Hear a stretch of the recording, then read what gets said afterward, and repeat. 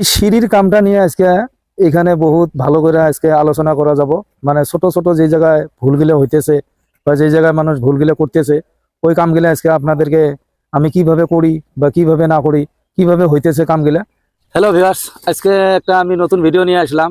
তা আজকের যেটা ভিডিও, এই যে প্রথম যে সিঁড়ি বানায়, এই সিঁড়ি রডগুলো কিভাবে ফাঁসাইতে হয় বা কিভাবে বানাইতে হয়, এই জিনিসগুলো আপনাদেরকে ভালো করে আজকে বুঝা দেবো।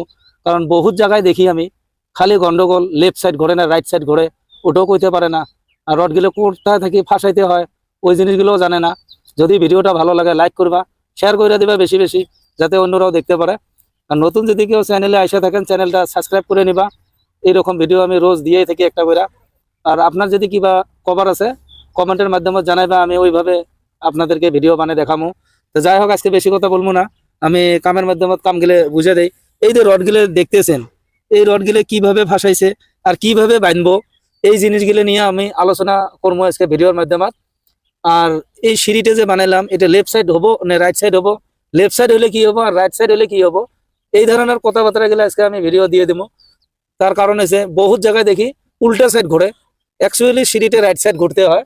তো আমি আর বেশি কথা বলবো না, ভিডিওটা নিয়ে যাই। এই সিঁড়ি রডগুলো যে ফাঁসাই দেওয়া হয়েছে বা সিঁড়ি রডগুলো যে এখানে আরম্ভ হবো, এটা গোটা একটা বিল্ডিং, একটা বিল্ডিংটা কত এরিয়া আমি ওটাও বলে দেবো।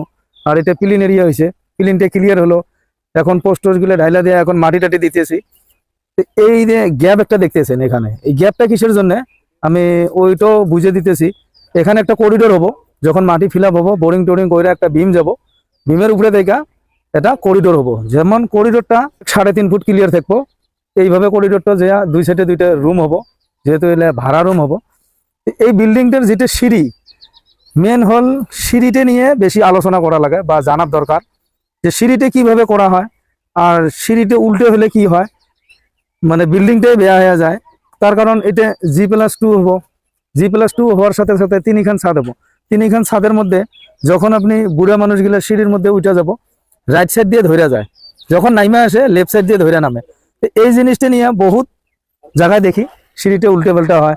আর সিঁড়ির যেটা রড, ওটা কিভাবে ফাঁসাইতে হয় বা কিভাবে করতে হয়, ওই জিনিসগুলো আজকে আমি আপনাদেরকে ভালো করে অল্প দেখে দিব, যে আমি কিভাবে কামগুলা করতেছি।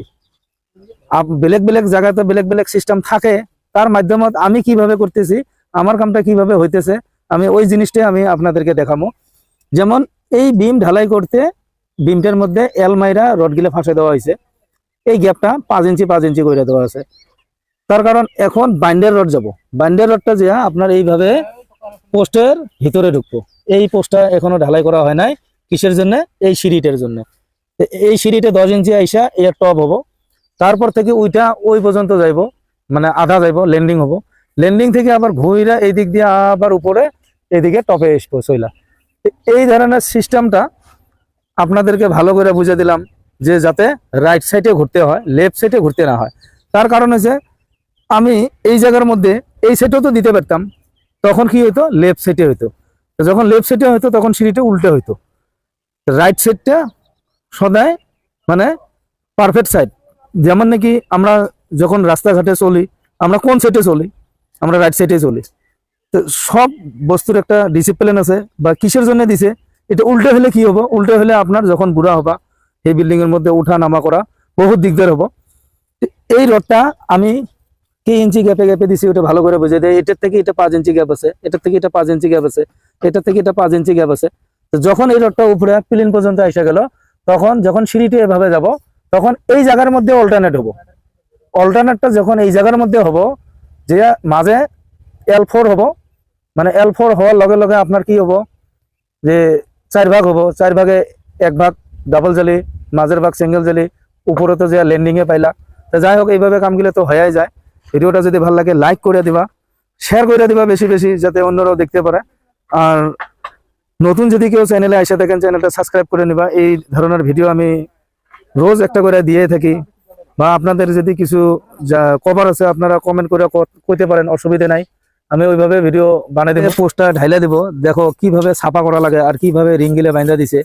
আর এই যে রড গিলে কিভাবে আফার টিপার করে রাখছে, এই জিনিসটা খুব মাইন্ড দিবা। এই জিনিসটা খুব মাইন্ড দিবা, যাতে রডটা ল্যাপেজ গিলে এক জায়গায় পড়ে না, যাতে অল্টারনেট হয়ে থাকে এইভাবে। তো এই ধরনের কামগুলো আপনারা যেহেতু বিল্ডিং ঘরের কাম আপনারা কিভাবে করবেন বা কিভাবে না করবেন অল্প নিজেও জানা শুনে নিবা, বা যদি জানো অন্যদেরকে ভুলটা দেখা পেলে শিখে দিবা। তা আমি এই ধরনের ভিডিও রোজ একটা করে দিয়ে থাকি। আমার এটা পিলিন হইয়া গেল, এখন এর উপরে কালকে স্টার্টার ঢাইলে দিব, যেটা 4 ইঞ্চি স্টার্টার বলি কয় বা বেস বলি কয়। এই ধরনের আবার রিপিট ল্যাবেট কইরা চারো সাইডে আমি কালকে স্টার্টার ঢাইলে নিব।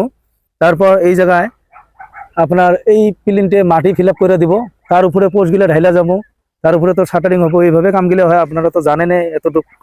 আমার খালি ছোট্ট ছোট্ট কামের যেহেতু টিক থাকে, বা কোন জায়গায় মানুষ ভুল হয় বা কোন জায়গায় আমাকে পাই, ওই ভুল ডিসিশন গিলে আমি ভিডিওর মাধ্যমে দেখে থাকি বা ভিডিওর মাধ্যমে বলে থাকি, যাতে অন্যরাও এই ভুলগুলো করে না, তার আগে যাতে সমাধান করে নিতে পারে। তো এই ধরনের আমি ভিডিওর মাধ্যমে দিয়ে থাকি। তো যদি ভিডিওটা ভালো লাগে লাইক একটা কইরা দিবা। আর আজকের ভিডিও আমি এতটুকু রাখলাম, নেক্সট ভিডিও আবার নতুন করে নিয়ে আসবো।